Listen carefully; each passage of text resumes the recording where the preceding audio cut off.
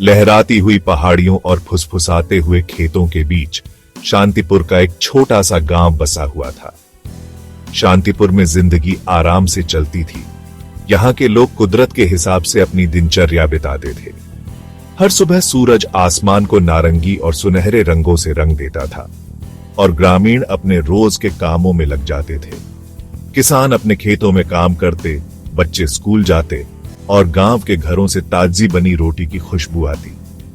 शामें हंसी मजाक और बातचीत से भरी होती थीं, जब ग्रामीण बरगद के पेड़ के नीचे इकट्ठा होते थे, कहानियां सुनाते थे और गर्मा गर्म चाय की चुस्कियां लेते थे।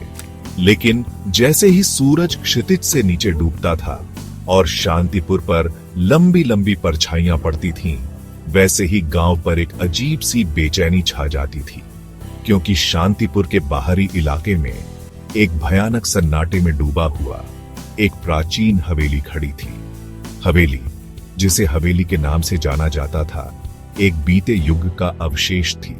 इसका ढहता हुआ पहलू और ऊंचे ऊंचे बगीचे भूली बिसरी भव्यता की कहानियां फुसफुसाते थे। अंधेरा होने के बाद किसी ने भी हवेली के पास जाने की हिम्मत नहीं की। ग्रामीण अजीब आवाजों और भयानक घटनाओं के बारे में बात करते थे, जो रात में हवेली को परेशान करती थी। उनकी फुसफुसाहट एक दुष्ट उपस्थिति की बात करती थी, जो हवेली में रहती थी। एक ऐसी उपस्थिति जिसने सबसे बहादुर लोगों की रीढ़ की हड्डी को भी हिला दिया था।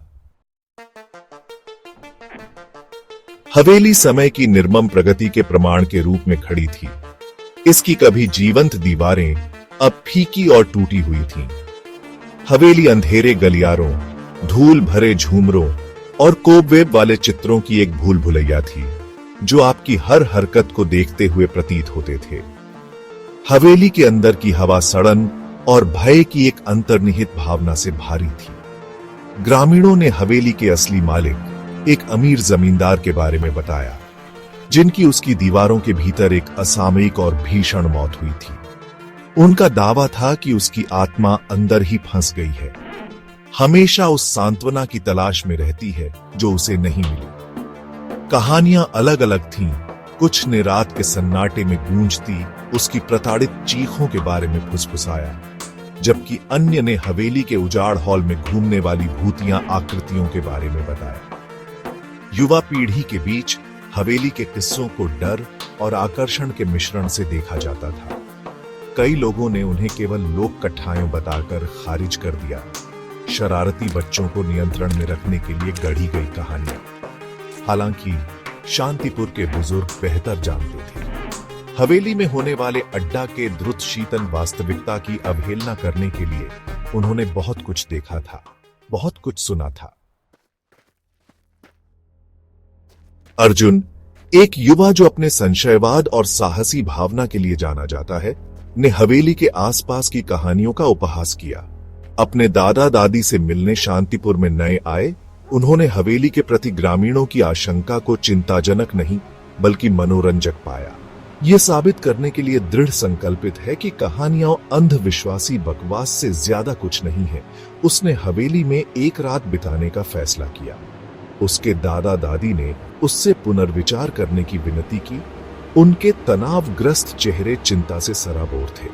उन्होंने उसके साथ वे कहानियां साझा की जो उन्होंने अपने पूरे जीवन में सुनी थी, अस्पष्टीकृत घटनाओं और हवेली की शापित दीवारों के भीतर भयानक मुठभेड़ों की कहानियां। लेकिन अर्जुन ने अपने संशयवाद से अंधे होकर उनकी चिंताओं को पुरानी पीढ़ी की बकवास बताकर खारिज कर दिया। एक टॉर्च और अपने अटूट संशयवाद के अलावा कुछ भी नहीं होने के कारण अर्जुन ने हवेली का रुख किया, क्योंकि अंधेरे ने गांव को अपनी चपेट में ले लिया था। एक कंपी उसकी रीढ़ की हड्डी से नीचे उतर गई, क्योंकि उसने चरमराते हुए गेट को धक्का दिया। जंग लगे टिका वर्षों की उपेक्षा के बाद विरोध में कराह रहे थे। जैसे ही उसने हवेली के प्रवेश द्वार तक जाने वाले ऊंचे रास्ते पर कदम रखा, हवा भारी और स्थिर हो गई, मानो प्रकृति ने खुद अपनी सांस रोक रखी हो, आने वाली घटनाओं का अनुमान लगा रही हो। जैसे ही अर्जुन ने हवेली के अंदर कदम रखा, हवा ठंडी हो गई। उसकी टॉर्च की पतली बीम में धूल के कण नाच रहे थे, हर कोने में व्याप्त घने अंधेरे को रोशन कर रहे थे। एक बासी गंध उसके नथुनों में भर गई, सड़न का एक तीखा मिश्रण और कुछ और जिसे वह ठीक से नहीं पहचान सका। सन्नाटा बहरा कर देने वाला था।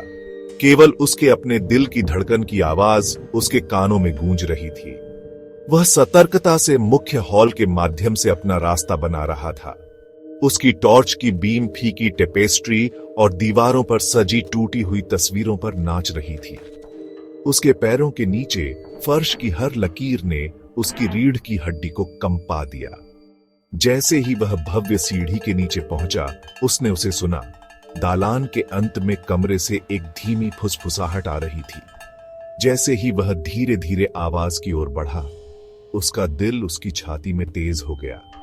जैसे जैसे वह कमरे के पास पहुंचता गया, फुसफुसाहट तेज होती गई और वह कसम खा सकता था कि उसने अपना नाम पुकारा सुना है। एक गहरी सांस लेते हुए उसने दरवाजा धक्का दिया। कमरा अंधेरा था।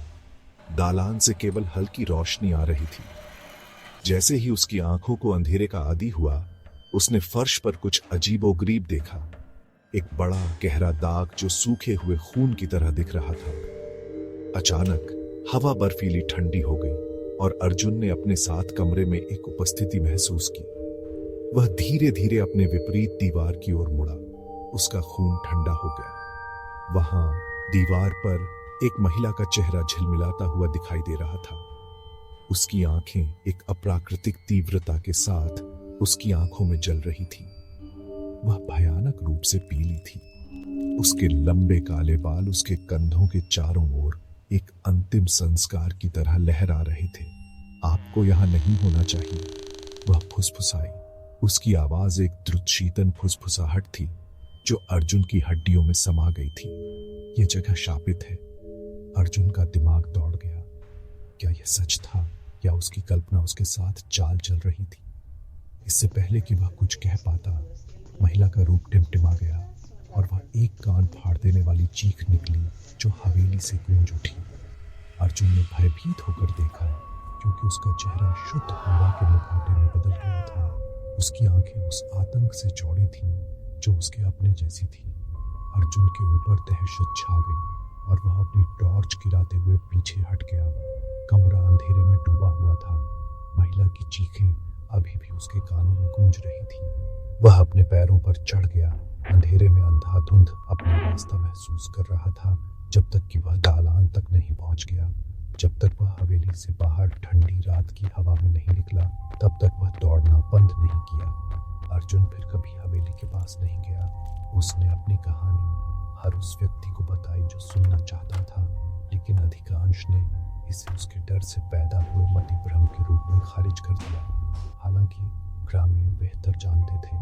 उन्होंने अर्जुन के चेहरे पर अंकित आतंक को देखा। जिस तरह से वह कांपते हुए हवेली के बारे में बात करता था, हवेली बनी रही। शांतिपुर के पहाड़ी इलाके में एक विशाल उपस्थिति। इसके रहस्य इसकी सड़ने वाली दीवारों के भीतर बंद थे और फुसफुसाहट जारी रही। हवा पर सवार होकर उस अंधेरे की द्रुत शीतन याद दिलाती है जो उनके शांतिपूर्ण गांव की सतह के नीचे छिपी